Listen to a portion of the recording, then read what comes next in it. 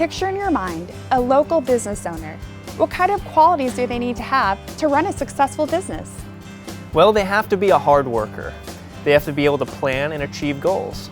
They have to be willing to put in long hours. And they're passionate about doing the best job they can.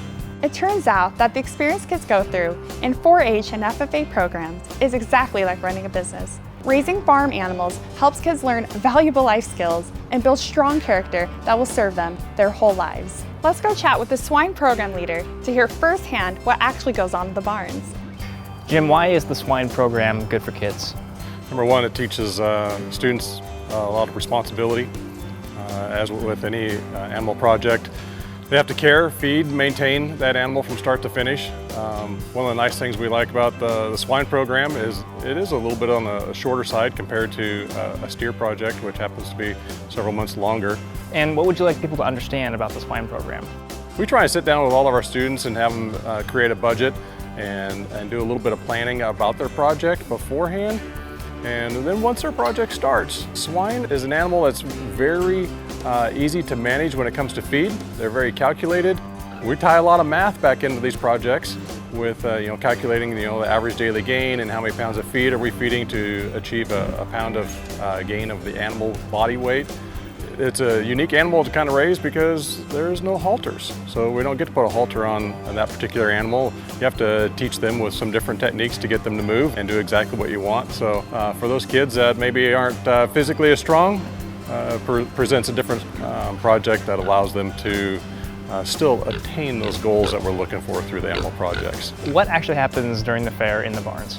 This barn will be chaotic in a controlled way, so it gets to be exciting, and I like it when the barn's full and all the kids are together, and we got the older ones helping the younger ones, and the younger ones are tagging along with the older ones just trying to learn something new. So you've heard a bit about the swine program as a whole, but how do the volunteers who lead individual clubs feel about the program?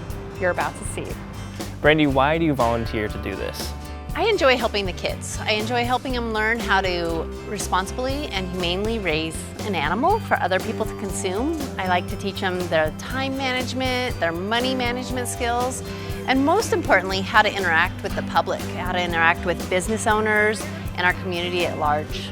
How do you see this program as helping kids? It teaches them how to speak, how to interact. It teaches them how to actually become a responsible adult. It's more than about raising the animal, it's everything else it teaches them. As you can see, club leaders love being able to coach their kids in what it takes to raise a great animal. But what's the experience like for kids themselves? Let's find out. Maddie, tell us about this year's swine project. My pigs this year are both barrows, and they're both black with white stripes on their back. They both love to play in the water. They are very comfortable with other people. They love getting scratched on the bellies. They love being rubbed. They love playing around. They're just very free-spirited and have a lot of personality to them. What do you do during the fair to show your swine project? We have showmanship, we have market, and then this year we also have bred and fed and breeding. Showmanship is about how you show your pig and how well your pig responds to how you show it and how well it's trained. Market is about the muscle, the body, and how well your pig looks. And then bred and fed is for swines who are just from this county, so local pigs that you bring and you can show without the bigger competition from out-of-state pigs. What is the most difficult and the most important part about showing your swine project? I think walking is probably the hardest part. So because you don't have a halter like for a lamb or a steer, you have to train them by walking from walk to walk by a whip.